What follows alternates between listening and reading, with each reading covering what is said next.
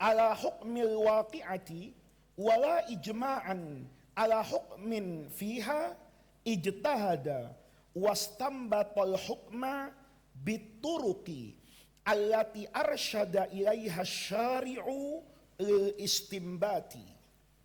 Masadirut tasri, apa masadir itu? Maroji, sumber hukum. Masadirut tasri itu sumber hukum. Kata orang sekarang itu literasi.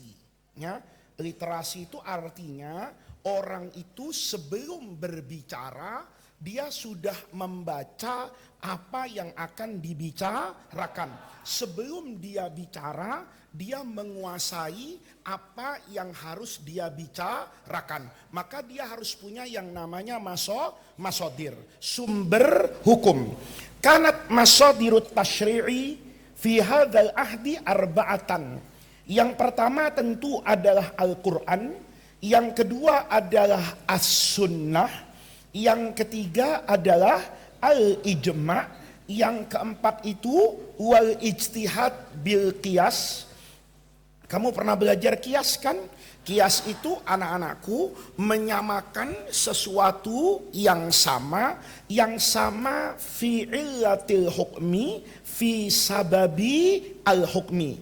Misalnya apa? Misalnya khomer. Khomer itu diharamkan karena dia memabukkan. Maka sifatul iskar itu disebut sifatun munasibatun lil hukmi, atau dalam ilmu usul fikih sering disebut al wasful munasib, sifat yang pas, yang pantas untuk dijadikan sebagai dasar hukum.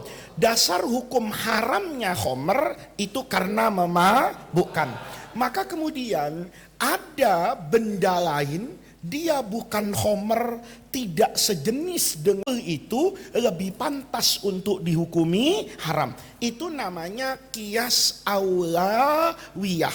Jadi kalau ada narkoba, itu dampak kerusakannya kan lebih dari apa ini? Dari minuman keras. Maka kamu menggunakan qiyas, namanya qiyas aulawiyah.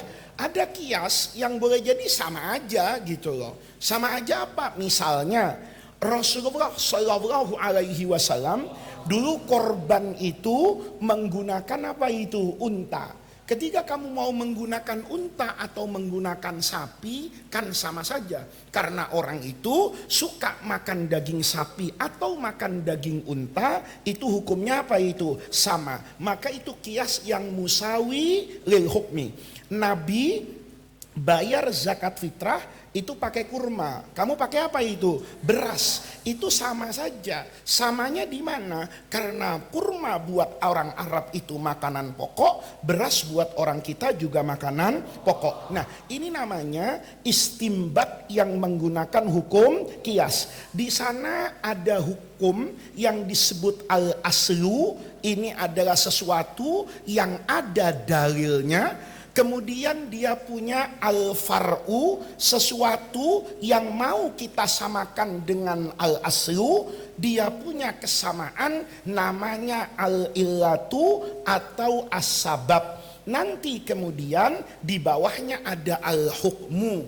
Maka contohnya al-aslu kurma, al-far'u beras, sababul hukmi misalnya kutul balad makanan pokok. Al-hukmu wujubu ikhraju zakatil fitri firruzi kama tajibu fit tamari. Itu namanya hukum qiyas. Paham?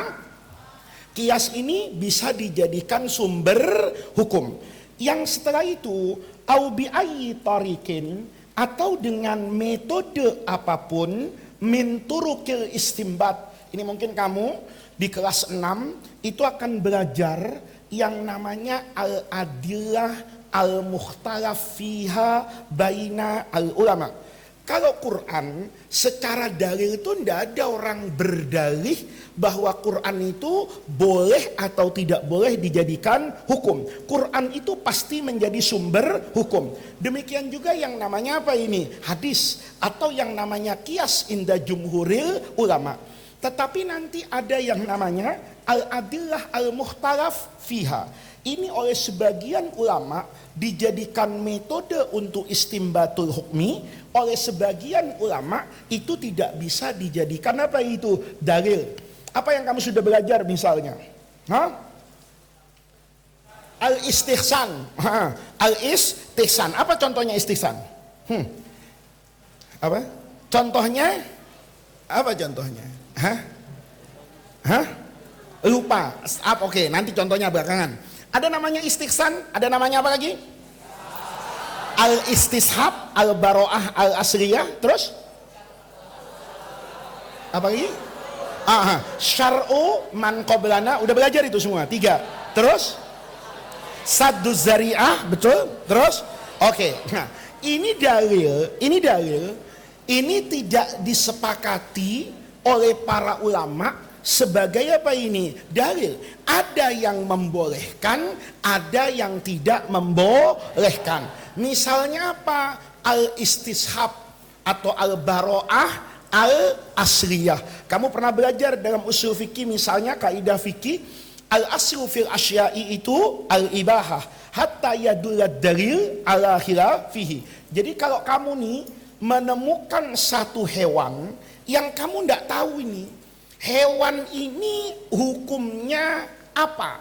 Kamu tidak tahu, kamu masuk hutan misalnya, ngelihat satu binatang, bisa jadi badannya sapi, mukanya gajah misalnya, ya, atau lehernya unta, badannya kambing, misal ketemu kayak gitu, ya, atau kamu ketemu di mana itu di dalam laut, ya, itu binatang yang bentuknya kayak binatang darat misalnya, ada kuda laut. Ya, gede lagi semeja, ya. Ini ikan apa kuda? Nah, kamu bisa saja, boleh nggak kamu beristimbat itu dengan al-baro'ah al-asliyah, sehingga nggak ada dalil yang mengharamkan. Kan sederhana anakku. Kalau kamu ngelihat binatang apapun, untuk ngecek halal haramnya, itu kan caranya banyak. Di antaranya checklist, ya. Hewan yang haram itu kan lebih sedikit daripada yang haram. Hewan tuh kalau diharamkan sama Allah karena apa? Pertama babi, ya. Yang kedua binatang yang punya apa itu? Taring. Di dalamnya ada anjing, ada kucing, ada harimau. Atau binatang yang punya apa itu? Paruh. Kayak binatang apa itu? Burung misalnya yang punya paruh, itu haram untuk diapakan itu? Dimakan. Yang keempat yang secara khusus itu binatang yang menjijikkan, indat tabi'atil basyariyatis salimah, buat tabiat manusia secara umum, ya. Jangan kamu lihat nanti itu ada orang bisa makan cecek. Orang makan cecek itu orang sakit gitu loh, ya. Kamu misalnya ada orang Pak bisa motong tikusnya jadikan dendeng. Pertanyaannya, kalau ada dendeng tikus saya kasih sama kamu, mayoritas kamu mau nggak? Nggak mau. Ada orang 1 atau 2 itu tidak bisa dikatakan sebagai tabiat manusia. Nah, itu aja kan, checklist. Kamu nemu binatang, kamu tanya, kamu babi nggak? Bukan, katanya. Anaknya? Bukan, ya kan? Ponakan? Bukan.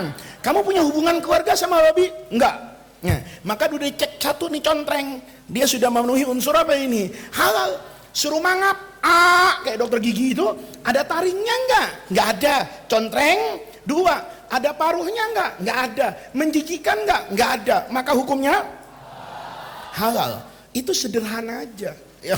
Itu sederhana. Nah, itu boleh nggak semacam itu dijadikan apa itu? Dalil. Ada nanti namanya sadduz zari'ah. Tahu sadduz zari'ah? Sadduz zari'ah itu amaliyah yang halal, tapi yang halal ini bisa berakibat kepada sesuatu yang haram. Contohnya apa? Saya jual anggur, tapi oleh yang beli anggur itu dijadikan bahan untuk minuman keras. Boleh nggak saya menjual anggur kepada pabrik minuman keras? Boleh nggak saya jualan besi kepada pabrik senjata yang senjata nanti misalnya digunakan untuk membombardir Palestina misalnya? Kalau itu dilarang, dilarangnya itu bukan karena jual beli anggurnya, tapi sadzan lidzari'atil khamri, karena anggur ini mau dijadikan khamr. Itu namanya sadduz zari'ah. Itu banyak. Ada namanya almas lahah. bahwa hukum ini mengandung apa ini? Kemaslahatan. Dia tidak ada dalilnya. Tapi ini termasuk bagian dari apa ini? Kebaikan. Kayak kamu nanti nikah, itu kan minta buku nikah. Satu dipegang suami, satu dipegang istri. Hukum mencatatkan pernikahan itu kan nggak ada ayat Qur'annya. Ya ayyuhalladzina amanu misalnya, idza nakahtumul mu'minati fadhhabu ila QA waktubu uqudakum, kan nggak ada. Tapi di zaman seperti sekarang, untuk kemaslahatan bersama agar suami bertanggung jawab dan istri juga bertanggung jawab, butuh yang namanya buku nikah. Maka buku nikah itu hukumnya bisa jadi wajib berkaitan dengan al-maslahah. Nah, ini anak-anakku, yang seperti ini digunakan di masa ini sebagai bagian dari metode untuk berijtihad. Jadi ijtihad itu dalilnya luas. Ada orang yang menggunakan istihsan. Apa contohnya? Tanah wakaf. Darrohman ini dulu tanah wakaf di Senopati. Kemudian tanah di Senopati itu dilepas kepada orang. Tapi dengan syarat dia harus apa itu? Mengganti. Nah, di sini nanti sudut pandangnya berbeda, anak-anakku. Ada orang yang kekeh dengan hadis Nabi, wakaf itu nggak boleh diapa-apakan. Kamu lihat di Jakarta tuh ada masjid tua, ya. Bahkan saya sholat di situ kadang-kadang takut kalau saya ruku masjidnya sujud gitu loh. Kenapa? Sudah kayak begitu gitu. Atau boleh jadi masjid itu sudah nggak ada yang berjamaah. Kenapa? Tata kotanya berubah, itu banyak diisi kaum non muslim, perkantoran, nggak ada lagi orang sholat di situ. Tapi tanahnya itu cukup mahal, misalnya dia ada di sekitaran Sudirman itu, segitiga emas, harganya 1 meter 100 juta. Ada orang mengatakan enggak boleh, wakaf ya tetap, akhirnya masjidnya itu di pojokan, di kanan kirinya gedung, orang sudah tidak turun ke situ karena gedungnya juga sudah punya masjid uang sholat. Ada orang yang menggunakan istihsan. Wakaf itu dulu ndak boleh dijual sama Nabi, itu tujuannya apa? Apa tujuannya Nabi? Ya udah pokoknya begitu, terima aja. Ya, ada orang kadang-kadang di Jakarta itu maksain Jumatan tuh harus 1, ndak boleh 2 masjid. Karena dulu di zaman Nabi Jumatan itu 1 masjid. Ya nggak apa-apa, asal orangnya di zaman Nabi. Sekarang orangnya ya Jumatan di sini aja penuh. Terus kamu jadikan 1 masjid di Jagakarsa ini sebagai masjid pusatnya apa ini? Sholat Jumat. Rasanya banyak orang yang enggak Jumatan. Terus orang sepanjang Sudirman Tamrin diwajibkan sholat ke Istiqlal. Enggak sholat orang. Kenapa? Karena suasananya sudah berbeda. Apakah wakaf itu dulu maksud Nabi? Jangan dikutak-kutik. Untuk orang menjaga wakaf itu kayak museum sepanjang tahun. Apa maksud Nabi? Supaya ini tidak disalahgunakan. Ada orang mengatakan wakaf itu sejatinya bukan pada barangnya, tapi pada manfaatnya. Di mana manfaatnya lebih besar, maka itu lebih berkesesuaian dengan tujuan apa itu? Wakaf. Masjid di pojokan Jakarta yang orangnya sudah nggak ada, dipakai Jumatan kalau hari kerja. Nanti kalau Jumatnya tanggal merah, Jumatannya juga apa itu? Libur karena nggak ada orang. Terus masjid ini karena tanahnya bagus dipindahkan ke Bekasi. Di tengah-tengah kaum muslimin yang nggak punya apa itu? Masjid. Bisa jadi masjid, bisa jadi panti asuhan, masjidnya di sampingnya bisa bikin Alfamart gitu loh. Kalau masjid punya Alfamart enak kan? Nggak ada kota amalnya. Kenapa? Masjidnya kaya.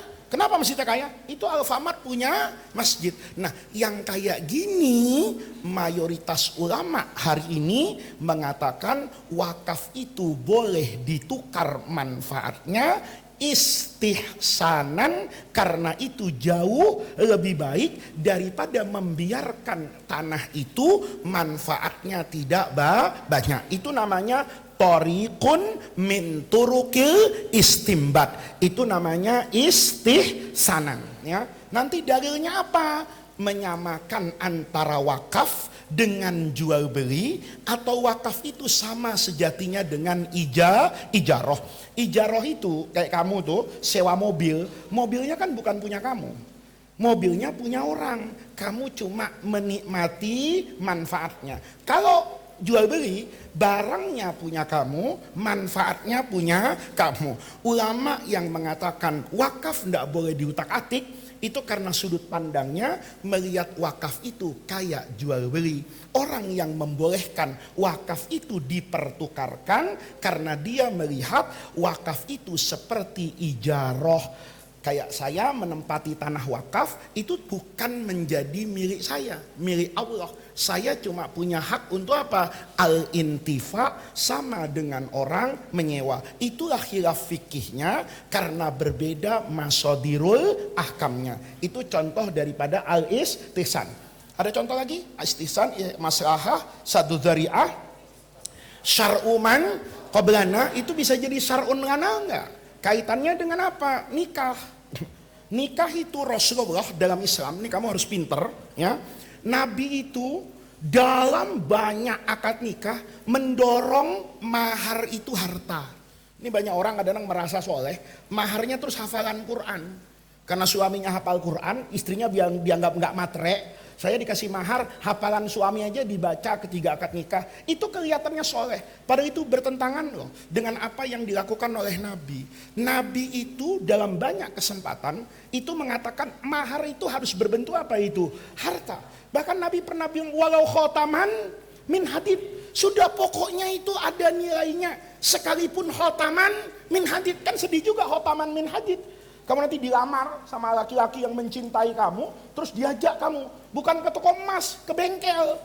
Loh, kok ke bengkel abang? Nah iyalah, kita kan sesuai perintah Nabi. Khotaman min hadid, bautnya baja itu pas kan? Ya, tinggal deh nih, baut mana, ini bautnya truk kegedean, ya kan? Tapi kalau bautnya baja itu kan banyak yang seukuran jari kelingking itu. Tinggal dipas, gini itu walau khotaman, apa maksudnya? Baut baja itu, kamu mungkin merasa terhina. Ya terhina lah, ya kan? Tapi minimal kalau lagi susah itu baut baja bisa lah ditukar nama nasi bungkus di warteg sebungkus, ya kan? Nah, itu pandangan Islam. Lalu bagaimana nih? Ketika ada orang di masa Rasulullah mau melamar orang nggak punya apa-apa, maka Nabi mengatakan kalau saya bolehkan, ini juga bukan sesuatu yang baru. Karena dulu Nabiullah, Nabi siapa yang ngasih mahar? Nabi Musa. Nah, Nabi Musa itu anak-anakku, Nabi yang hebat loh. Nabi terbesar pada masa Bani Israel. Nabi yang levelnya Nabi besar ini. Nabi Musa, Nabi Isa, sama Nabi Muhammad. Yang umatnya sampai hari ini masih apa ini? Masih ada Yahudi, Nasrani, sama Islam. Nabi Musa itu maharnya itu ngambilin air sama mertuanya, ceritanya tahu kan kamu? Jadi Nabi Musa itu ketiga yatihu fil ardi, itu ketiga Bani Israel itu dihukum sama Allah, ya, karena begitu mau masuk ke Palestina itu, kata Bani Israel, di situ ada yang raja yang kuat. Kami tidak bisa, kemarin di Mesir ketemu Firaun, di sana ketemu dia, kata siapa? Bani Israel. Kata Musa gimana? Ya udah, idhab anta wa rabbuka faqatila. Inna hahuna, kami di sini aja, kamu yang pergi perang. Dihukum Bani Israel nih. Tidak boleh masuk dulu ke tanah suci Yerusalem. Nabi Musa karena dihukum nih disuruh nunggu di Ardutih. Nabi Musanya nyari tempat yang kira-kira aman dan nyaman untuk masa transisi Bani Israel sebelum dibolehkan oleh Allah masuk ke Ardi Palestina itu. Jalan dia. Begitu satu malam dia lihat ada sumur, ada burung ke sana. Maka kata Nabi Musa, cocok nih untuk tempat saya hidup. Kenapa? Ada sumber air. Tahu-tahu besok pagi ada dua perempuan yang ngambil air nih di sumur itu. Nabi Musa merasa kasihan betul nih, anak perempuan kok bawa galon 3 gitu loh. Maka Nabi Musa itu asyahamah, bahasa Inggrisnya itu dignity. Ya, kepribadian Musa yang penyayang kepada orang itu bukan menggoda perempuan tadi, ngasih isyarat, kamu di belakang saja, saya diambil nih, dibawain ke rumahnya, dimasukin ke kamar mandinya. Itu Nabi Musa tidak, tanpa suara apapun, tapi dilakukan setiap anak perempuan itu ngambil air. Lama-lama anak perempuan ini yang jatuh cinta, cerita sama bapaknya. Siapa bapaknya? Nabi siapa? Hah? Kamu tahu sejarah nggak? Nabi Ismail Ba'din ya akhi. Hah? Nabi Ismail itu injara itu sebelum Nabi Musa itu. Kan Nabi Ismail temannya Nabi Ibrahim. Nabi Ibrahim ke Nabi Musa itu jauh. Itu loh, Nabi Ismail duluan. Nabi siapa? Hah? Siapa? Siapa? Ayu. Nabi siapa? Syuaib. Hah? Dia ini nggak tahu. Ini indahnya Allah tuh. Itu nggak tahu dua nabi itu nggak pernah whatsappan itu. Anaknya setiap hari ngambil air. Lama-lama anak perempuannya itu tiap hari cerita kepada ayahnya. Ayah, saya sekarang senang banget ya. Tangan nggak kapalan lagi, punggung nggak berat. Loh kenapa? Kata ayahnya. Ya karena apa ini ada laki-laki itu yang membawa air. Dibicarakan setiap waktu. Nabi Syuaib itu tahu kalau anak gadisnya jatuh apa ini? Jatuh cinta. Ini cinta sama kayak gitu. Diintip besok sama siapa itu? Nabi Syuaib. Pas ini jadi mantu saya. Ganteng Nabi. Nggak ada Nabi jelek tuh nggak ada. Ya kalau Nabi jelek kan kasihan waktu ceramah. Umatnya ya Allah sian banget Nabi. Mukanya melas, mana miring, kupingnya nggak ada. Cuma kamu itu salah persepsi. Kalau sudah Nabi ganteng tuh dianggap Nabi Yusuf aja. Dan Nabi Musa itu nggak ada di dunia itu. Nabi jelek tuh nggak ada. Nabi salah cetak miring nggak ada. Nabinya semua ganteng gitu. Nah, diintip sama kata siapa ini? Calon mertua. Wah, ganteng betul ini. Maka pesen sama siapa itu anak gadisnya? Besok nak, kalau kamu bawa anak itu balik ke rumah, bilang ya, bapak mau ngomong. Maka besok Nabi Musa itu ditahan sama kakak beradik ini, jangan pulang dulu ya, bapak mau ketemu. Diajak sarapan, ya, diajak ngomong, diajak ini. Nabi Syuaib itu langsung jatuh cinta karena budi pekertinya, cara makannya santun. Padahal Nabi Musa itu orang kelaparan, tapi tidak kayak kamu. Kok kamu langsung ngomong gini? Tidak ada akhlaknya itu, ya. Nah, Nabi Musa itu penuh dengan apa itu? Kesantunan. Maka kamu itu nanti bisa dicintai orang karena apa itu? Akhlak. Kesantunannya itu. Ini Nabi Syuaib jatuh apa ini? Jatuh cinta. Maka bilang sama anaknya, nak besok kalau anak muda Musa itu datang, tolong biar nemuin bapak lagi. Maka ditanya tuh, mulai ditanya, kamu Musa tinggal di mana? Oh ya tinggal di sana dekat sumur itu. Kata siapa itu? Kata Musa. Loh, kan di situ nggak ada apa-apa. Iya saya tidur di bawah pohon. Kata Nabi Musa. Kata Nabi Syuaib, kalau begitu mulai sekarang kamu tinggal aja, rumah saya ini luas, ya kan? Itu Nabi Musa nggak mau. Kata Nabi Musa itu nggak mungkin. Loh kenapa? Kamu kan punya dua anak perempuan. Bagaimana mungkin saya tinggal di dalam satu rumah yang ada kedua anak perempuan tadi? Itu Nabi Syuaib tambah apa itu? Tambah kagum. Maka besok dipesan, besok suruh makan lagi sama bapak ya. Makan, itu dilamar. Kata Nabi Syuaib, Musa tinggal di rumah saya lah. Kata Nabi Musa, jawaban saya sama pak, sama seperti kemarin bapak, gitu ya. Bahwa saya tidak mungkin tinggal di perempuan yang ada di dalam rumah ini karena bukan mahram dosa. Kata Nabi siapa itu? Nabi Musa. Maka kamu nanti jadi kiai itu nggak usah sok suci. Terus jemaahnya diajak ngobrol berdua gitu. Kenapa? Wah saya kan kiai. Kiai apa kamu? Ya kan? Wong Nabi Musa saja yang nabi itu tidak mau berkhulwat dengan perempuan yang bukan mahramnya. Maka kata Nabi Syuaib itu langsung. Kata Nabi Syuaibnya anak disindir nggak paham nih. Ya kan? Maka terang-terangan. Memang kamu tidak saya ajak tinggal di sini sebagai tamu. Kata Nabi Musa, lalu sebagai apa? Sebagai mantu. Saya akan nikahkan perempuan anak saya itu kepada kamu. Kata Nabi Musa, loh persoalannya saya ini hidup susah. Baju cuma satu aja. Ini baju saya satu-satunya nih, ya kan? Sehari makan, sehari enggak, kadang 3 hari enggak makan. Loh gimana kalau punya istri? Kata Nabi Syuaib, gampang. Kamu kan tinggal di sini, makan tidur tenang dengan saya. Lalu bagaimana mas kawinnya? Gampang, kata Nabi Syuaib. Kamu kan biasa ngambilin air. Ya sudah, mas kawinnya ambilin aja air saya dari sumur itu bawa ke rumah. Itu mas kawinnya anaknya Nabi Syuaib. Ya. Jadi besok kamu ngelamar perempuan, minta mas kawin macam-macam, kamu jawab, ponakan Nabi bukan, anak Nabi bukan, minta mahar aneh-aneh. Wong anak Nabi dikasih mas kawin, galon air isi ulang aja mau. Besok kamu ke mertuamu bawa aja gentong ya, isi air ya kan, kayak si buta dari gua hantu tuh ya, terus gendong, lamar mereka ini. Kalau nanti kamu ditolak, kamu bilang, Pak Haji bukan Nabi Syuaib, sombong amat gitu. Gimana? Mertuamu suruh bilang sama dia, saya bukan nolak galon airnya, tapi kamu bukan Nabi Musa gitu. Udahlah. Nah, ini anak-anakku namanya syar'u man qablana. Syariat sebelum Islam itu ada yang dibatalkan. Kayak kakak nikah sama adik, itu syariahnya Nabi siapa itu? Nabi Adam. Itu kan dibatalkan di dalam Islam. Puasa sehari semalam itu dibatalkan oleh Islam. Tapi ada, syariat itu kan ada yang tetap berlaku. Kayak puasa itu. Kutiba alaikumusiyam kama kutiba.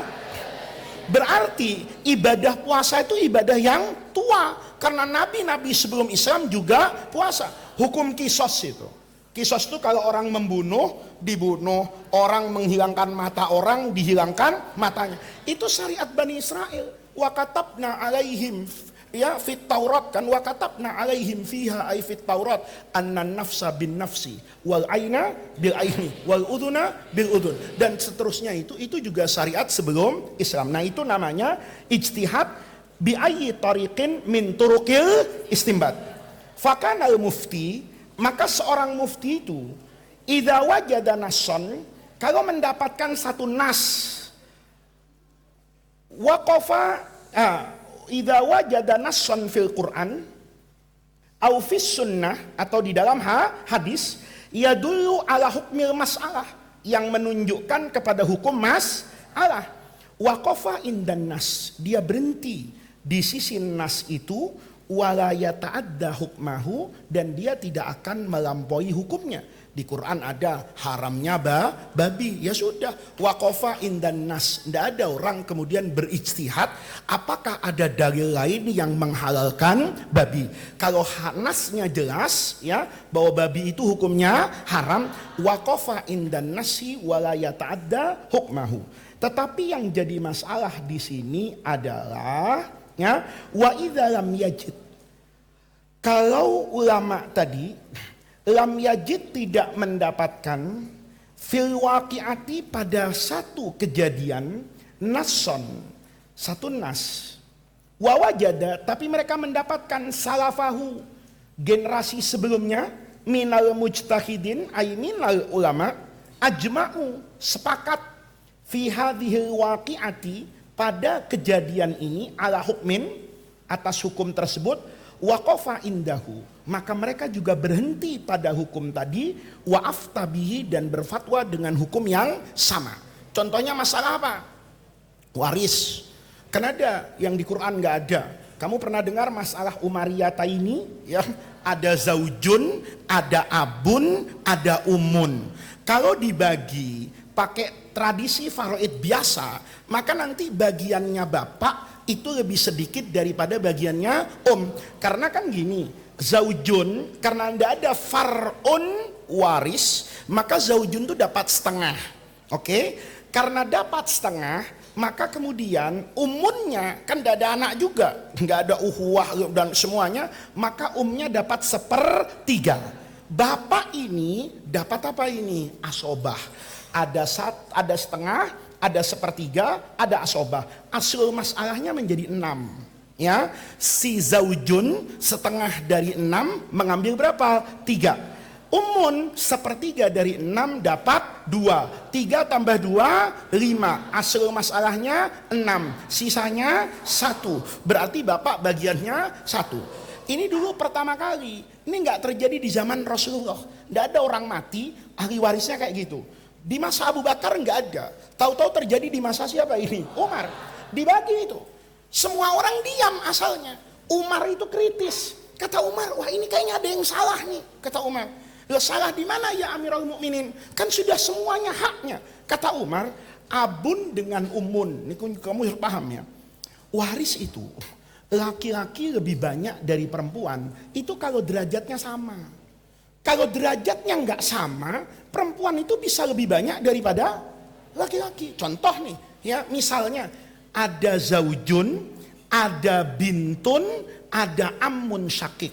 Maka pasti bagian ammun syakik itu jauh lebih kecil daripada bintun yang takhudun nisfa. Kenapa? Karena anak dengan paman tidak sederajat. Yang dikatakan lidzakari mithlu hadzil unsayain itu kalau zaujun dengan zaujah, ya, yang jadi nanti abun dengan umun. Yang bisa kayak gitu lagi kayak ibnun dengan bintun, ibnu ibnin dengan bintu ibnin. Itu yang kayak gitu. Akhun dengan ukhtun, akhun li abin dengan ukhtun li abin. Tapi di luar itu perempuan itu bisa jadi lebih banyak daripada laki-laki. Nah di sini kata Umar ada yang salah ini. Kenapa kok abun dapat 1 sementara umun dapat 2? Ini kayaknya menyalahi kaidah dasar. Maka dicari, saya nggak ngajarin faraid, mungkin guru faraid udah ngajarin sama kamu. Maka menemukanlah Umar pada beberapa ayat faraid yang menunjukkan ada bagian seseorang itu ketika mengambil ashabul furudnya setengah, maka yang sisa itu bukan sisa dari tirkah tapi dari al-baqi. Maka kata Umar, kayaknya bagi faraidnya bukan kayak gitu. Tapi abun dengan umun itu dijadikan 1 bagian. Sementara zaujun 1 bagian. Maka aslul masalahnya bukan 6. Tapi aslul masalahnya 2. Zaujun dapat 1, abun dengan umun dapat 1. Nanti yang namanya umun itu ngambil 2 kan? Ngambil 1, zaujun ngambil 2. Karena tidak bisa dibagi dikalikan 3. Sama nih, 2 kali 6 itu kembali 2 kali 3 jumlahnya 6. 6 ini 1 bagian buat zaujun 3, 1 bagian lagi buat abun dengan umun 3. Umun bukan mengambil sulusut tirkah tapi sulusul baki, maka dia dapat 1 dari 3, sang bapak nanti sisanya dapat 2 dari 3, sementara zaujun dapat 3 sendirian. Nah ini nggak ada ayatnya secara khusus, tapi sahabat sudah sepakat. Maka kemudian disitulah terjadi hukum namanya ijma secara umum. Ketika itu terjadi di masa tabi'in, mereka tidak lagi melakukan ijtihad hukum. Kenapa? Sudah difatwakan oleh sahabat. Nah, kemudian yang ketiga, wa idza lam yajid, kalau mereka tidak mendapatkan nason ala hukmil waqi'ah, nas Quran atau hadis ala hukmil waqi'ah, ala hukmil mas'alah, wala ijma'an, mereka juga tidak mendapatkan ijma', kesepakatan ala hukmin fiha, ala hukmin fil waqi'ah, maka disinilah mereka ijtahada, melakukan ijtihad, wastambatal hukma, dan menyimpulkan hukum, bituruk, dengan jalan metode allati arsyada ilaiha syari, arsyada yang ditunjukkan, ilaiha kepada at-turuq tadi. Siapa yang menunjukkan? Asyari Allah lil istimbat. Ini kasih dalam kurung, itulah yang kemudian menggunakan kias dan juga al-adillah al-mukhtalaf fiha. Bisa menggunakan syar'u man qoblana, bisa menggunakan al-maslahah, bisa menggunakan al-istihsan, bisa menggunakan al-istishab. Apa lagi? Kamu belajarnya berapa sih? Baru 1. Tapi di buku ada banyak ya. Titik sampai situ. Jadi inilah masadirut tasyri' fi hadza al-ahdi. Gambaran besarnya cuma ada 4. Yang pertama Al-Quran, As-Sunnah, kemudian Al-Ijma', yang ketiga Al-Istimbat bil qiyas au bi ayyi tariqin min turuqi al-istimbat, kasih dalam kurung al-adillah al-mukhtalaf fiha mithlu al-masalih al-mursalah sadduz dzari'ah al-istihsan wa ghairi dzalika. Titik sampai situ. Judul selanjutnya ma tara'a ala masadiri at-tasyri'i wa qad tara'a ala al-masdari at-tasyri'i al-awwali wa huwal Qur'an fi hadzal ahdi tari'ani lahuma atharuhuma fi hifdhihi wa dabtihi wa saunihi min ayyi tahrifin al-awwalu inayatu ta'ifatin minal muslimina bihifdhihi jami'ihi wa tasaddihim litalaqqil huffadhi anhum wa ashhuru haula'i al-qurra'u as-sab'atu alladhina ishtaharu bil hifdhi wad dabti wal itqani titik wa man qaradu fil qarni tsanil hijri illa wa qad khalafahum fil hifdhi, itu alifnya dibuang bukan fil hifat, fil hifdhi wad dabti talamiduhum koma wa khalafa haula'i talamiduhum koma wattasala sanadul huffadhi alladzina tanafasu fid dabti koma wasa'adu alas diyadi hafadhatil qur'ani wat tanafusi fi hifdhihi anna tilawatahu ibadatun wa annahu yutla fi kulli salatin wa tari'us sani idkhalul islahi fi rasmi kitabatihi wa syakli hurufihi titik wa dhalika annal mushafa alladhi duwina fi ahdi Uthmana ibni Affan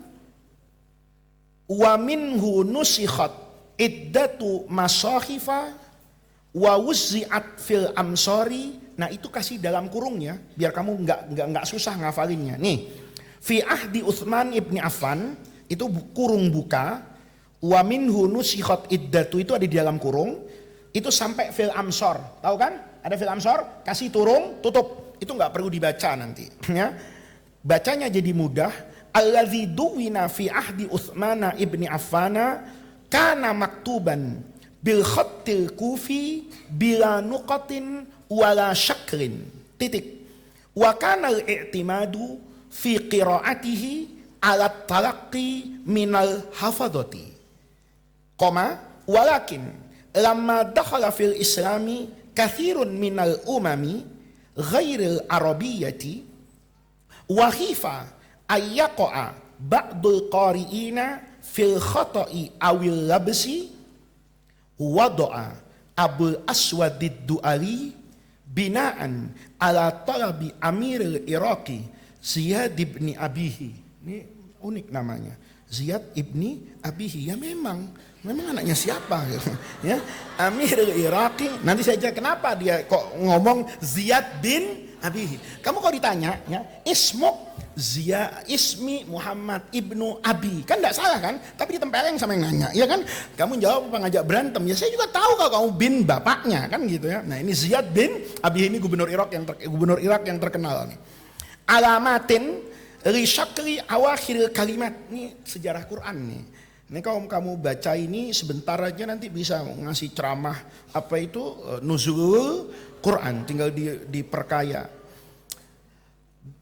Lisyakri awahil kalimat faja'ala alamatal fathati nuqtatan fauqal harfi koma wa alamatal kasrati nuqtatan tahtahu koma wa alamatad dhammati nuqtatan ila janibihi koma wa alamatat tanwini nuqtataini titik thumma adala al-Khalil ibn Ahmad hadhil alamati faja'ala alamatal fathati alifan mastuhatan fauqal harfi wa alamata al-kasrati ya'an tahtahu wa alamatad dhammati wawan fauqahu titik walam yaktasir ala syakli awakhiril kalimati bal zada syaklal kalimati kulliha titik wa wada'a Nasr bin Asimin binaan ala talabi Amiril Iraqi Al-Hajjaj bin Yusufa an-nuqata lima yunqatu minal hurufi binuqtatin awithnataini titik wa bihadat tanafusi fi hifdzil qur'ani wat tazayudi fi hafadzatihi. Lihat nih, fi hifdzihi wa hafadzat wat tazayudi fi hafadzatihi koma wa hadzal israhu wat tahdhibu fi rasmihi wa syaklihi wa nuqatihi wa tamyizi kulli harfin bima yu'inu ala nutqi bihi sahihan, tammat lil masdari tasyri'iyil awwali wasailut takmili wadhabti wattaisir. Balik lagi ya, mator, kamu balik kan, ternyata mau saya balik lagi kan gitu. Matoro'a ala masodiri at-tashri'. Matoro'a, ma sesuatu, toro'a yang muncul atau yang berkembang atau yang baru. Sesuatu yang baru muncul, sesuatu yang baru saja terjadi, ala masodiri at-tashri'. Ini sedang berbicara tentang perkembangan bentuk Al-Quran dari masa ke masa. Kamu kelas 5, sering juga saya ulang-ulang di sini. Itu dulu Quran itu dituliskan di alat tulis yang berbeda-beda. Ada yang ditulang, tahu kan kamu? Nah, itulah Quran yang ada di masa Rasulullah. Dia tidak dihimpun menjadi satu. Kemudian nanti dihimpun kan di masa Zaid bin Sabit yang nanti namanya Mushaf Utsmani. Ternyata bentuk tulisannya itu nanti kau baca di sini itu tidak mudah untuk dibaca oleh orang yang bahkan punya mushaf. Kenapa? Nggak ada harokatnya. Kalau cuman nggak ada harokatnya nggak apa-apa. Ini hurufnya nggak ada titiknya. Di mana kamu tahu kalau ini ba, kalau ini ta, kalau ini sa? Makanya kamu dulu di kelas 1 itu belajar namanya khot. Khot itu nggak boleh ngarang-ngarang. Cuman kamu kan sering ngarang-ngarang. Kaf ala kamu, gitu kan? Sebetulnya dulu, kenapa? Kamu kan mungkin nggak tahu. Orang kenapa sih kok nulis khot itu ada kaidahnya? Lam-lam aja lah gitu. Iya kamu, karena sekarang ada harokatnya. Dulu orang hanya melihat itu bisa membedakan mana ba, mana ta, mana sa, mana nun. Kamu kalau gambar nun itu kan mesti ke bawah yang di akhir itu. Tapi kalau akhirnya ba atau ta itu pun ada kaidahnya supaya orang ngelihat ini tahu kalau ini ba. Kamu kan kadang-kadang nulis kaf dengan lam itu sama.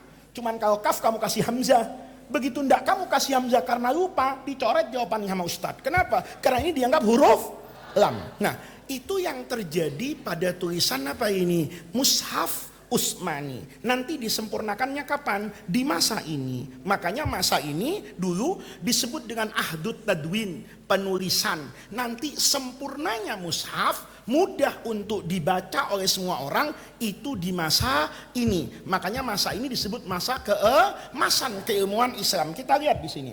Waqat toro'a itu zuharo, dan telah muncul, telah timbul, telah ada alal masdari tasyri'iyil awal, kepada sumber hukum yang pertama, wahuwal Quran, dan itu adalah Quran, fi hadzal ahdi, di masa ini, tori'ani. Apa tori'ani itu? Dua perkembangan baru yang tidak ada di masa tabi'in, tidak ada juga di masa sahabat, apalagi di masa Rasulullah.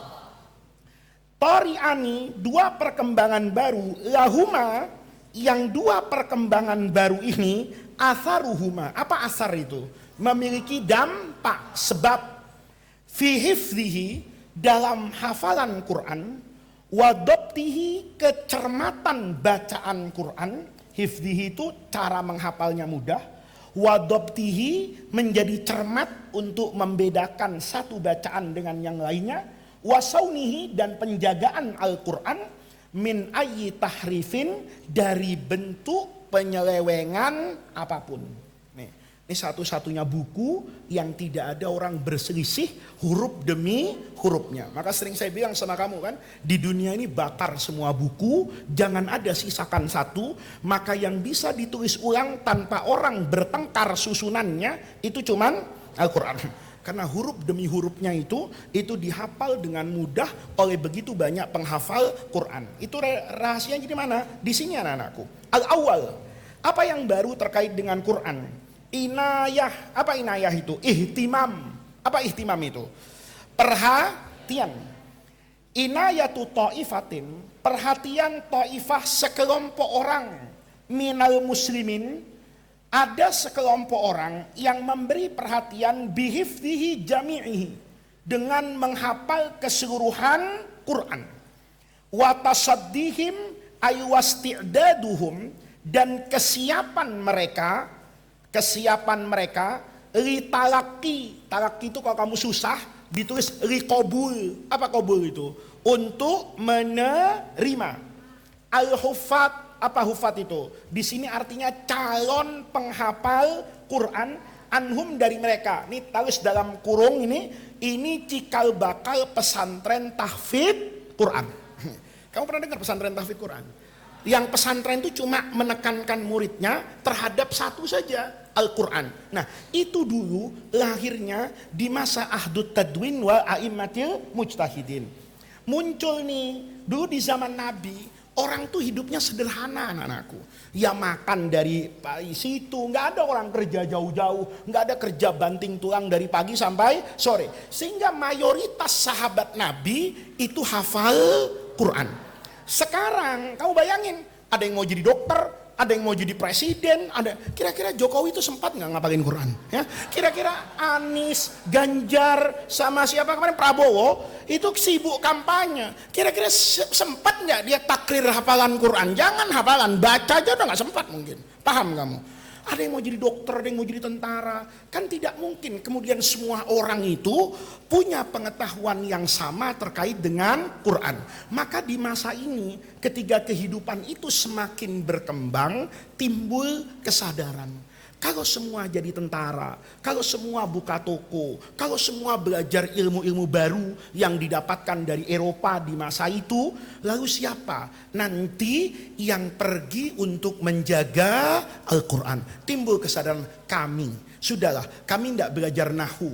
Kami tidak, kan zaman Nabi tidak ada ilmu nahu kan? Ilmu nahu itu zaman Nabi hanya ada pada terapan, alami betul mereka jalani. Tapi menghafal alfiyah nggak ada. Di masa itu kaidah nahu mulai ada, ilmu mantik mulai masuk, filsafat dari barat mulai masuk. Orang begitu banyak ragam tentang ilmunya.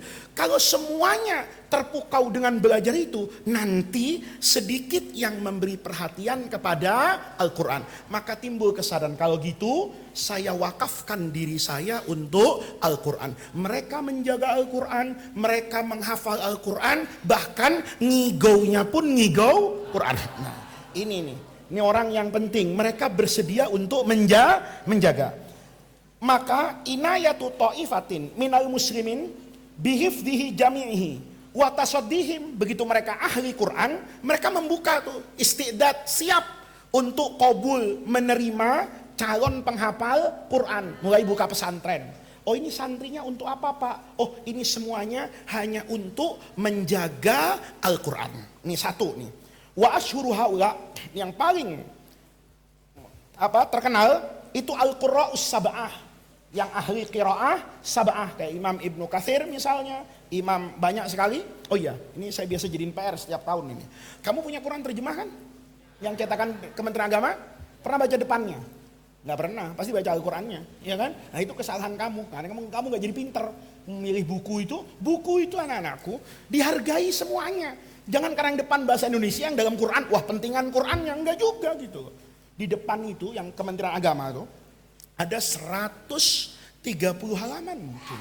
Itu berisikan tentang ilmu Al-Quran. Kau baca di situ, pelajaran Tare Tasreh ini jauh lebih lengkap di Quran terjemah. Di situ dijelaskan 7 orang yang disebut sebagai ahli Quran. Mereka lah yang kemudian mengumpulkan semua riwayat sehingga mereka disebut Qurra as-Sab'ah. Nih anak-anakku, qiraat itu bukan lagu. Ya. Qiraat itu bukan lagu. Qiraat itu terkait ilmu nahwu, terkait ilmu sarraf, terkait dengan ilmu balaghah, periwayatan dari Rasulullah. Nih, kayak Maliki Yaumiddin tuh dibaca Maliki Yaumiddin, Maliki Yaumiddin, Malaka Yaumaddin, itu namanya qiraah. Dibaca iyyaka, ayyaka, hayyaka, iyyaka, ayaka, na'budu wa nasta'in, na'budu wa nistiin, itu namanya qiraat, bukan lagu. Kalau lagu itu terserah mulutnya. Kamu pernah lihat orang Cina baca Quran? Saya bersyukur betul orang Indonesia itu lebih baik. Saya pernah jadi tidak sholat di Shanghai itu. Ada orang bukan di masjid, orang, kan orang Islam tuh minoritas gitu. Tahu saya tanya, di sini tempat sholat, di sana Pak, di pojokan. Saya sholat di Shanghai itu, mau sholat sempit gitu. Karena saya masbuk, ada orang Cina kan duluan di situ. Ngelihat saya jadi ada makmumnya, yang asalnya ndak baca, dia baca. Masya Allah, saya dengar dia baca Fatihah, batal sholat saya itu. Kenapa? Saya nggak tahan mau ketawa. Kenapa? Ternyata bacaan Quran ala Jawa sama Sunda itu jauh lebih baik daripada bacaan Quran ala lidahnya orang Cina yang nggak ngaji itu. Ya Allah, persis saya dengar film Cina ini kayak mau sholat apa mau kungfu kata saya kan. Ya, karena lucu banget itu. Nah, itu namanya langgam. Jadi Quran itu, iya. Ada orang kan karena walaupun ulama itu salah kadang-kadang ngomong Quran tuh nggak boleh pakai langgam Jawa. Ya tidak ada yang ngelarang.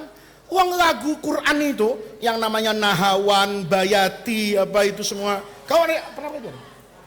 Hah? Kau pernah belajar apa? Siapa yang korek di sini? Kamu iya lupa saya. Nah ini udah gede juga. Siapa namanya? Fatih. Kamu belajar apa? Ada yang ngajar. Siapa namanya? Ustadz siapa namanya? Aha. Diajar apa? Bayati, terus ada Hijazi, ada apa? Macam-macam. Itu bukan, kamu tahu nggak? Bayati itu apa? Hah? Semua lagu Quran itu sebetulnya do, re, mi, fa, sol, la, si, do. Nggak ada yang haram itu. Itu namanya ilmu aswat. Karena kamu sendiri di kamar mandi itu pasti pernah nyanyi. Soal enak nggak enak itu masalah nggak masalah ya kan? Kamu kadang lagu itu kan kamu rusak langgamnya. Lagu aslinya itu enak dinyanyikan sama kamu ketinggian ya kadang nikung ke kanan ya kan? Karena nggak pakai. Nah do re mi fa sol la si do kalau syair itu namanya ilmu arut. Kalau Quran itu namanya nagom. Nagom itu langgam. Tinggi, rendah, itu orang Jawa nggak bisa dipaksain. Coba kamu baca orang Jawa itu. Nah oh iya nanti kalau kamu maghrib, kamu ke Masjid Agung Jawa Tengah atau yang punya handphone nanti setel. Azan di Masjid Agung Jawa Tengah itu indah loh. Kenapa? Pakai langgam Jawa. Itu ada yang melarang? Ya nggak ada. Wong Islam itu untuk Jawa, untuk Sunda. Tapi yang nggak boleh dirubah itu qiraatnya. Qiraat yang mutawatir dari Nabi, malikun itu cuma dua, maliki yaumiddin dengan maliki yaumiddin. Kamu boleh baca malaka qiraat asyarah kalau kamu belajar, tapi itu tidak diharuskan untuk dibaca karena bukan yang mutawatir dari Nabi. Sahabat yang baca malaka yaumiddin itu cuma sahabat Abdullah ibni Mas'ud. Sementara mayoritas sahabat hanya membaca dengan maliki yaumiddin pakai mat tabi'i atau maliki yaumiddin tanpa mat tabi. Itu namanya qiraat. Nah, ada qurra yang sab'ah ini, yang tahassus ini, semuanya dibaca itu. In ja'akum fasiqun binaba'in fatabayyanu. Nanti ada in ja'akum fasiqun binaba'in fatasabbatu dan begitu seterusnya.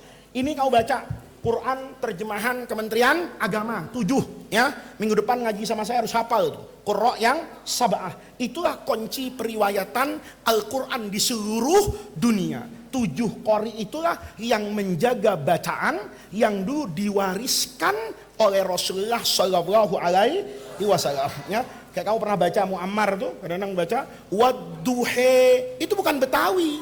Ya, wah imamnya Betawi nih, wadduhe. Terus tanpa ilmu semuanya kamu hehe kan, oh saya tempeleng. Kenapa? Karena itu ada ilmu imalah. Itu orang Arab. Ada yang menghilangkan apa itu? Hamzah. Hamzahnya jadi hilang gitu. Nah itu sudah menjadi satu tradisi qiraat. Karena Quran itu turun dalam 7 langgam bahasanya Quraisy. Dan itulah yang nanti dijadikan induk daripada qiraah Quran. Oke, ya, kamu hafal tuh. Wa asyhuru haula yang paling terkenal itu adalah al-qurra'us sab'ah alladzina ishtaharu, yang mereka itu sangat ishtaharu terkenal bil hifdzi hafalannya, wadabti kecermatannya, tidak pernah ketukar. Kalau kamu ngapalin pasti surah Ar-Rahman tidak berhenti-berhenti ya. Fabi ayyi ala'i rabbikuma tukadziban. Kadang nggak tukar-tukar. Atau bima kanu ya'malun apa bima kanu yaf'alun ya. Nah itu kamu ketukar-tukar karena kamu tidak punya yang namanya ad-dabti wal itqan. Itqan itu bacaannya itu betul-betul tidak pernah apa itu salah. Itu hafalan Qur'annya ya.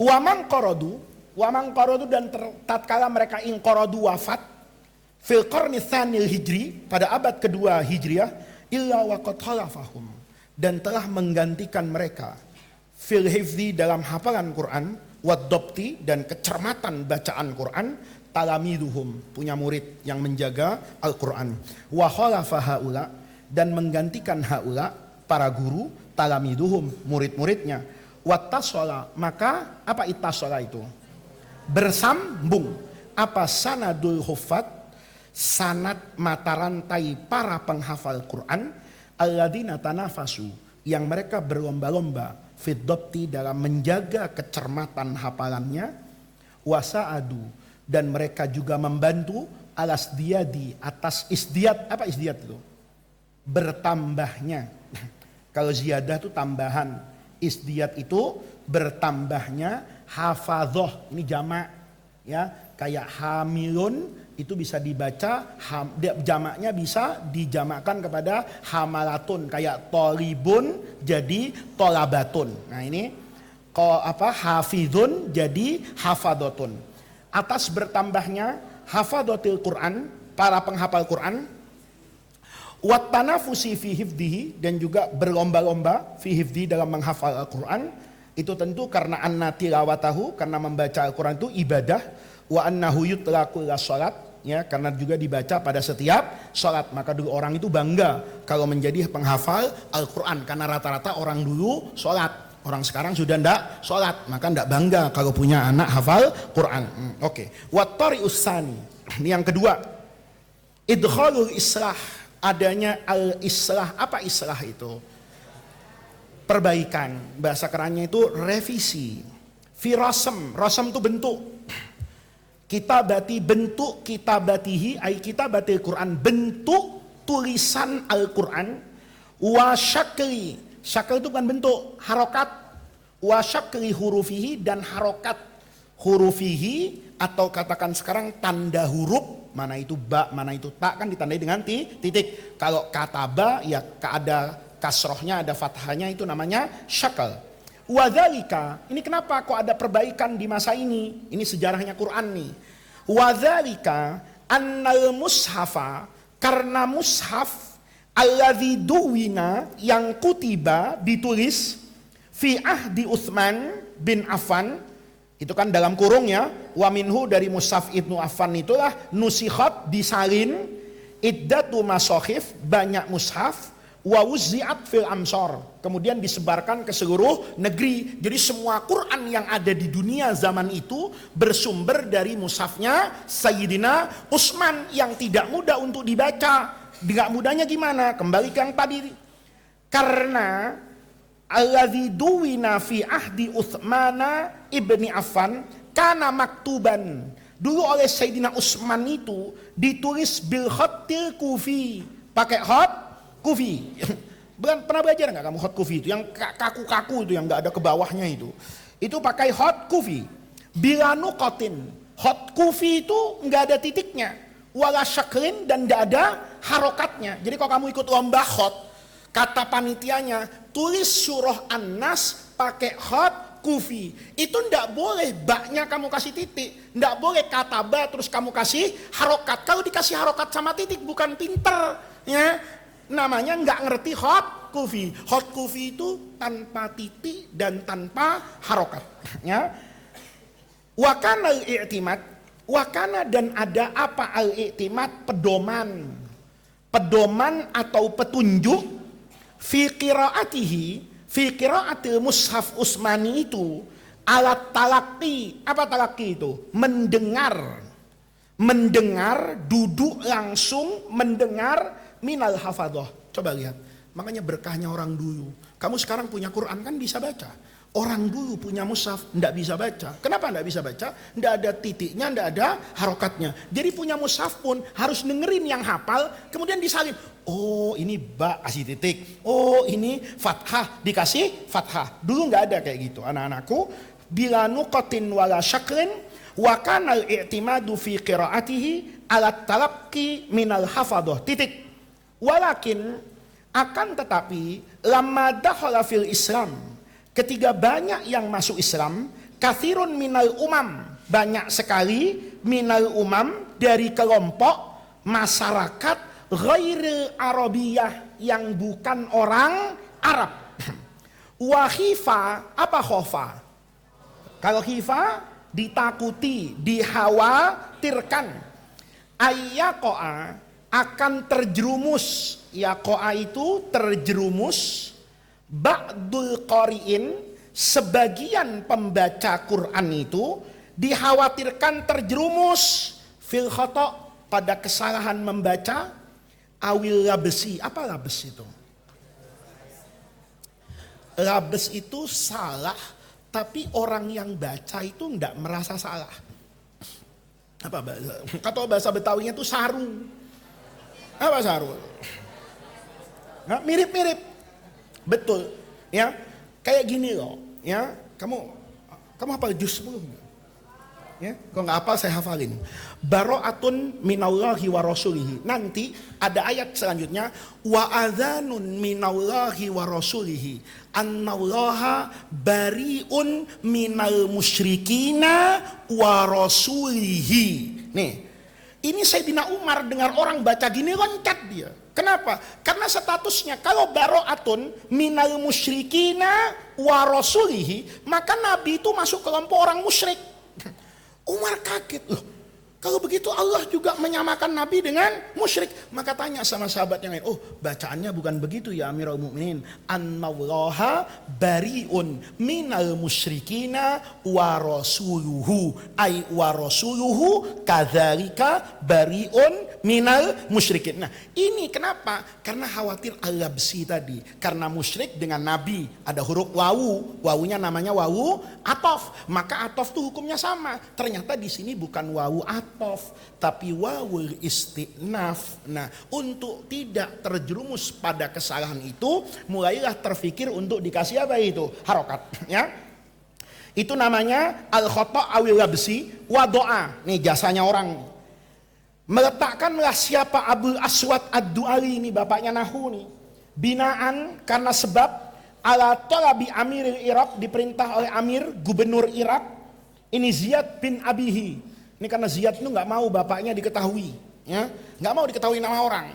Takut orang itu ada dua. Yang positif mengatakan bahwa Ziyad itu nggak ingin bapaknya itu dipengaruhi oleh orang agar bapaknya itu mempengaruhi Ziyad.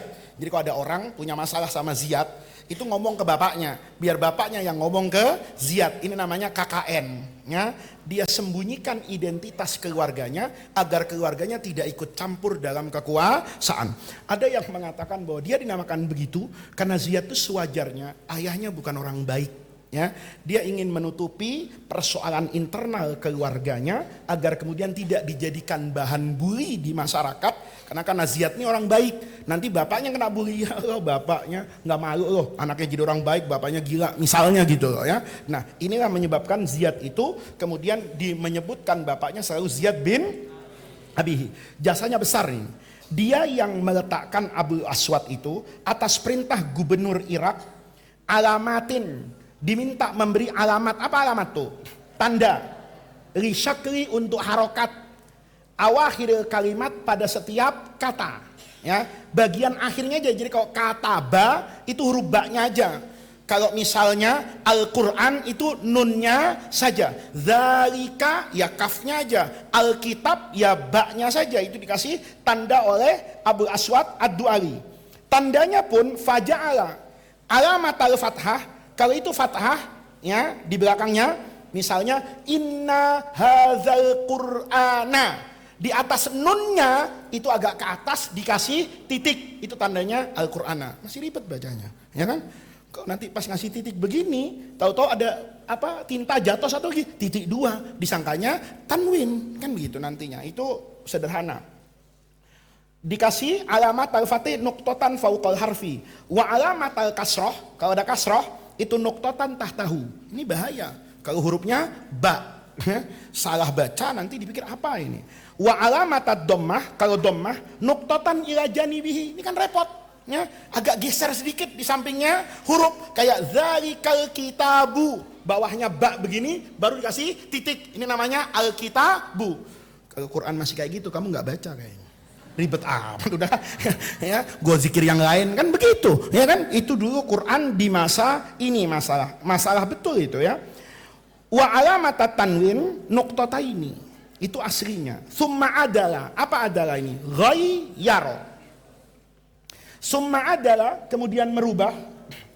Siapa yang merubah? Al-Khalil bin Ahmad. Ini ahli nahu semua ini. Hadhil alamat faja'ala, ini baru alamat yang sekarang nih.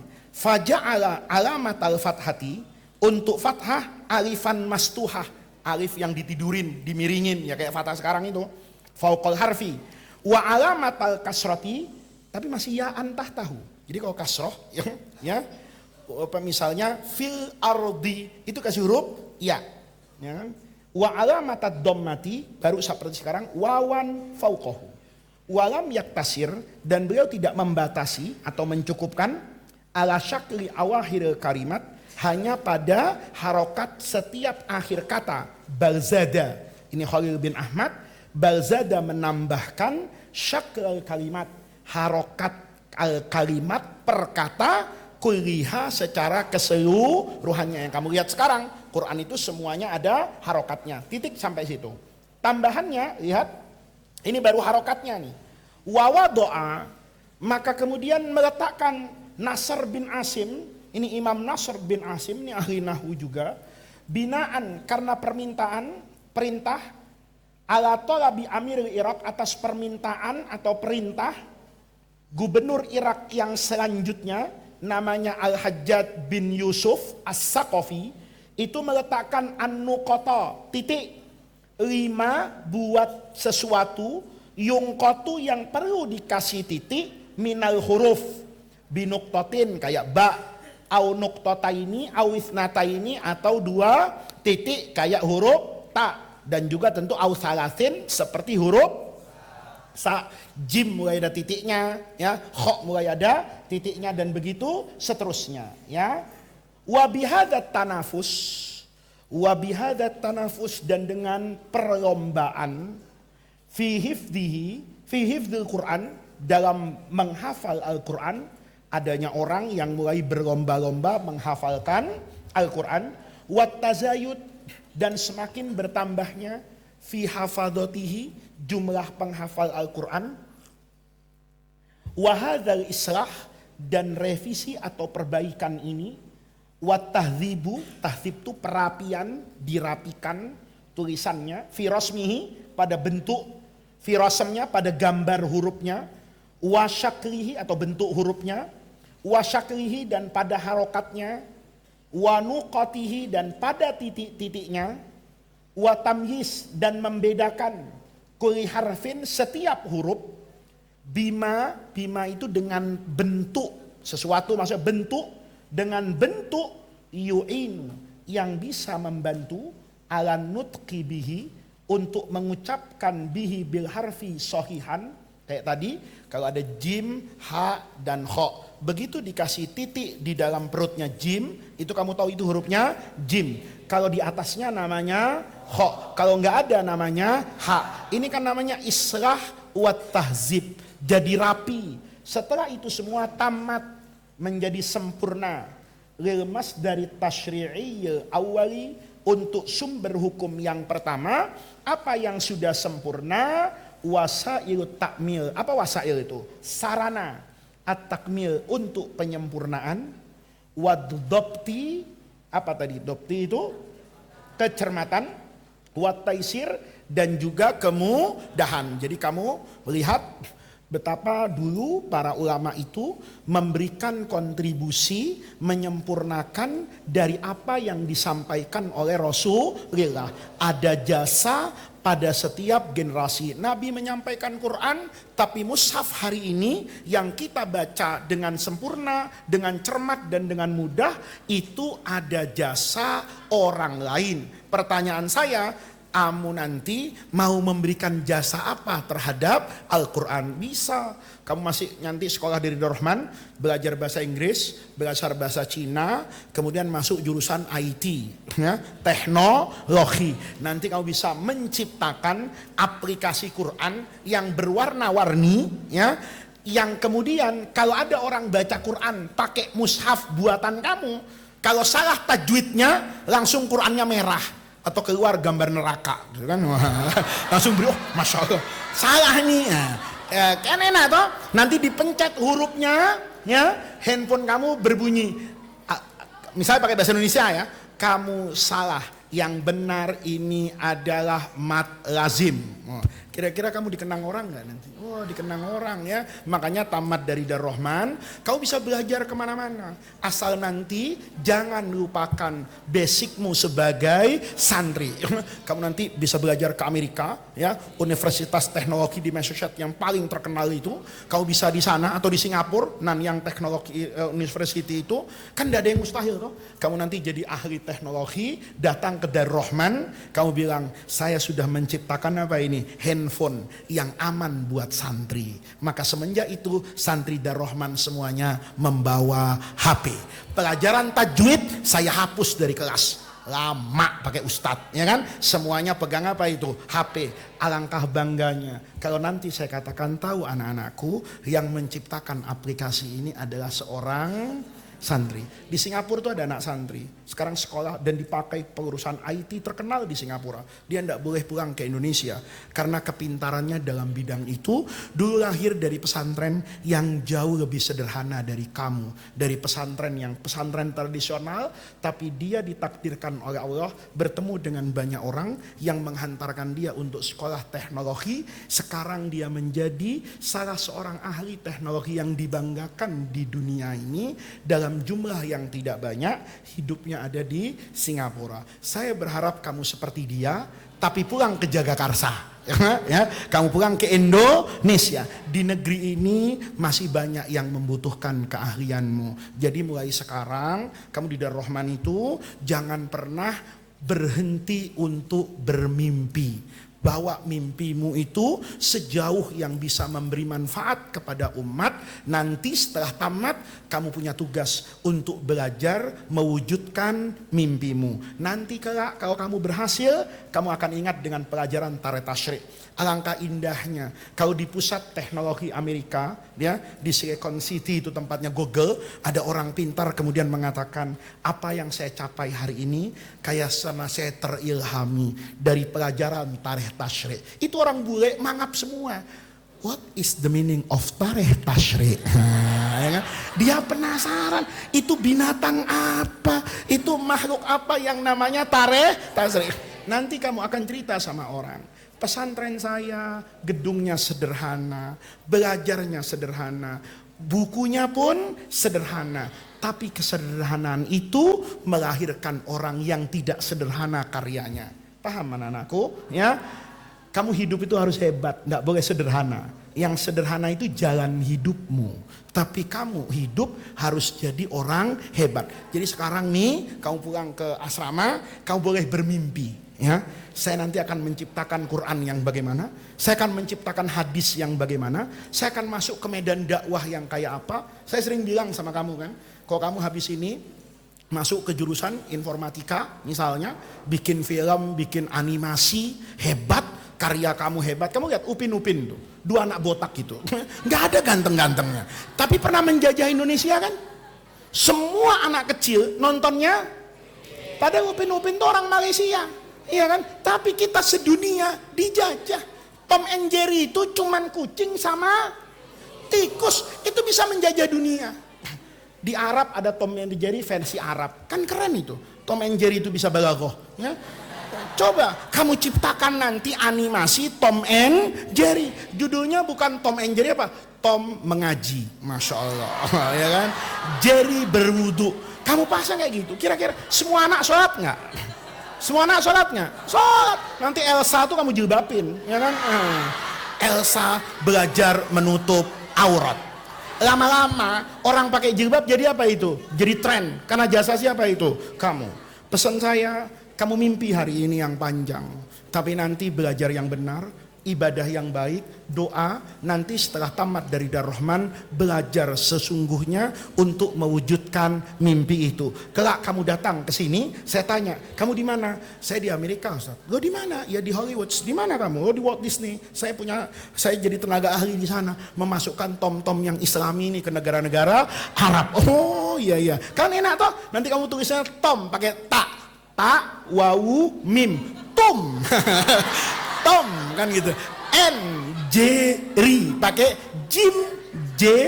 jim ya ro ya Jerry. Nanti lama-lama anak-anak bisa tulis Arab enggak? Gara-gara apa? Film. Tuh. Ya, zaman kamu itu bukan zaman saya. Nanti kamu bikin pesantren, mungkin nggak kayak saya ngajarnya, tapi pakai film. Ya, anak baru tuh turunin manjada wajada. Contohnya apa? Jerry ngerjain Tom. Jangan ya, Jerry yang tikus itu bisa membuat Tom kalah. Pakai bahasa Arab, kasih hadis walihada ya Tom. Ya, darosna fil faslil awal min qadim anna man jadda wajada wa anna man saro ala darbi wasala. Itu semua ada dalam film animasi. Kalau kayak gitu, kamu jadi kiai yang ditunggu orang enggak? Kalau kamu jadi kiai seperti saya hari ini anak-anakku, 10 tahun, 20 tahun lagi enggak laku. Kamu tabligh akbar di depan tuh enggak ada orang datang. Kenapa? Dunianya sudah berubah. Dulu orang mau datang itu karena enggak tahu. Sekarang untuk tahu semuanya ada di YouTube. Ada di handphone. Untuk apa? Hujan-hujan, tabligh akbar, sholat. Enggak akan ada. 20 tahunnya akan datang. Dunia berubah. Tapi kamu bisa buat kayak gitu, alangkah indahnya. Nanti kalau kamu punya pesantren, kelasnya itu full teknologi. Ada layar 400 in, ya, pelajaran mahfudot selalu ada animasinya. Pelajaran mutolaah, menarik kan mutolaah itu? Buat kamu dibaca. Tapi nanti orang jarang baca. Seandainya Qiraatul Rasyidah itu kamu jadikan ya judul di Tom and Jerry sama Upin Upin, kira-kira habis nggak? Gak habis. Nggak usah ingat kan? Al-Harik kana Muhammadun naiman. Kamu tinggal rubah kana Tom naiman fi kandangihi, kan gitu kan ya. Nanti kita lanjutkan. Assalamualaikum warahmatullahi wabarakatuh.